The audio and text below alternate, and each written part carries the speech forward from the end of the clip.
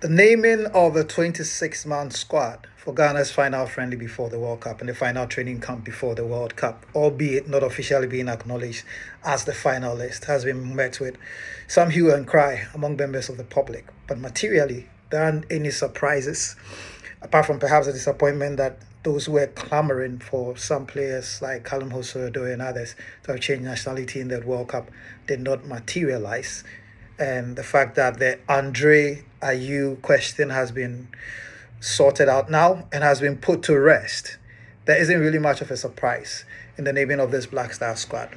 After all, which player who is eligible and more than qualified to be within this team has not been named in the team? And if there's some superstar somewhere that Ghana has to consider for this World Cup, perhaps people could enlighten me, because I can't see any at this stage. I'm intrigued by the prospect of the battle for the starting role of the Black Stars, which seems to be up for grab. Very much like the situation prior to the 2006 World Cup, where Sammy Bartels was the number one, undisputed, and most people's favorite until the final two friendlies, when the coach decided that he would much prefer to have Richard Kingston in post. Again, this was greeted with some uproar, but ultimately Richard Kingston proved himself in the World Cup. The common thread I see here, and in this case, it's all in for Carlos Queiroz, because he's been given a job that he has very little precedence or very little experience dealing with the players to lean on, because of just how short the time he has had to prepare the team. He has received a job with very high expectations from a country that is very susceptible to hubris and football arrogance, because it doesn't matter what team Ghanaians go to tournament with, they expect that they'll beat everybody and advance to the knockout stages of the tournament. Now, what this means is that he would have to make a decision primarily based on what he will see in the Welsh game, and then also based on his years of experience as a coach. But I think in naming this team, Carlos Queiroz would have looked at players who are not just skilled, talented, or informed, but would have looked at players who are malleable. And let me explain. Malleability is a particular trait that quite a number of coaches, some of the top coaches in the world, admire. Mourinho would always like a player that he can bend to his will, that he could use in any position of his choice within a game.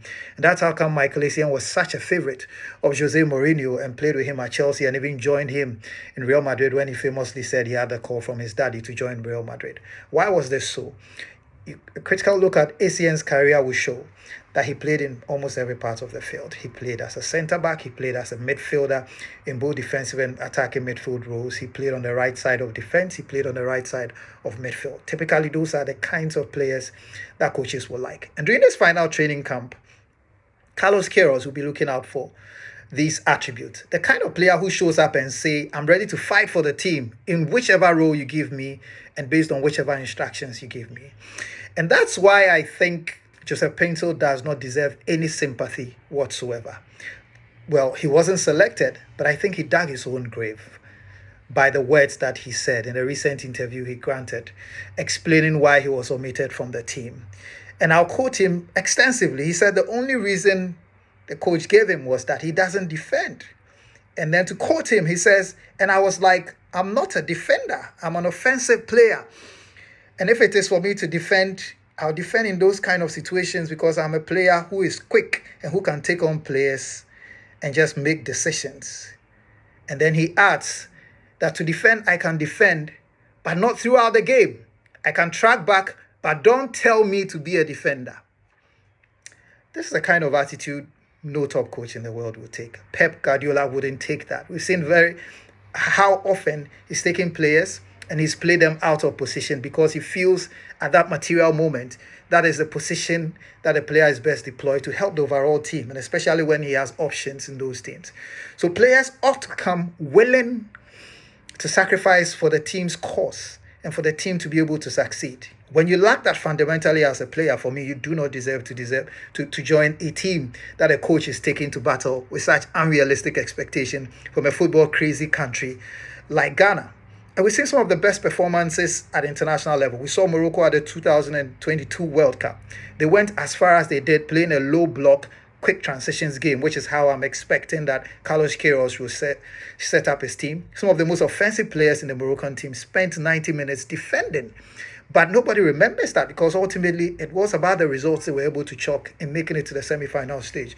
Greece in 2004 at the Euros went all the way and lifted the trophy, shocking France in the final, playing very defensive football, leaving Angelos Haristias up front to really get the goals. In the Ghanaian context, our best World Cup performance in 2010 featured a low block and a coach who played very defensively, relying on his attackers when there is a transition to be able to get the goals. And that's what we remember famously as the one goal project under Milovan Rajevac. And so all the 26 players who have been called to the Black Stars would be observed by coach Carlos Queiroz on the basis of whether they are there to fight for Ghana, irrespective of what their role will be, how they will take not being selected in the first 11, and a complete absence of any arrogance or airs around them because they were not picked in a role or the coach decided not to select them. So if there was any chance whatsoever that Joseph Paintel could have been selected after this Wales game, although he was not included in this Wales game, that has gone up in smoke because of the words he's spoken. And it betrays the sort of mindset and attitude that has prevented a lot of Ghanaian players from rising to the top. The mindset that this is who I am, this is how I play, take it or leave it. I can do some of what you ask me to do, but I can't do all that you ask me to do. That doesn't fly with top coaches. Jose Mourinho, when he was coaching Inter, went to Barcelona, not short of striking talent, and still managed to get a result because he went to set up as a low block. So ultimately, it's about how the coach feels that within a 90-minute period, he can get a result. The fans may not like it, some of the players may not like it, but it is only when he fails that you can really question the coach or take him on for his failings. So I think people should take a cue, especially the players who have been called into this Black Stars team, from the Joseph Paintel situation, and eschew this kind of attitude and go into the tournament knowing that Ghana are ranked underdogs in our group, and that it comes down to the coach and his staff to deploy the best possible way for Ghana to be able to get out of this result, to get out of the group and get the necessary results.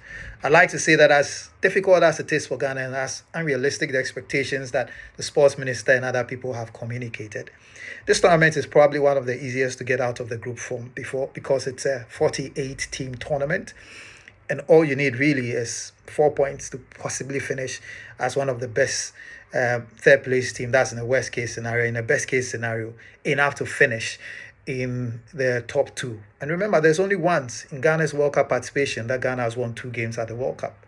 And that's the maiden appearance in 2006 when Ghana finished with 6 points after 2 wins over Czech Republic and the US. In 2010, Ghana advanced on just 4 points after a win over Serbia and a draw against Australia. And well, in 2014, Ghana could not advance from the group stage. They drew their second game against Germany and lost the first and third games. In the 2022 World Cup, Ghana won a game against Korea, but then lost the other games and could not qualify. And that's the stark reality of where we are now. And it requires all players to shed any negative attitude, to shed all their airs, and really come together and say, you know what matters as one is how we go to the battlegrounds and fight from beginning to end to get Ghana into the next stage of the competition. And really, that's my VAR review of the squad announcement and Joseph Paintel's interview, which for me sealed his fate as far as exclusion from Ghana's World Cup is concerned. I'll be very surprised if he gets a second chance to be in that squad from Carlos Queiroz based on the mindset and the comments that he has made.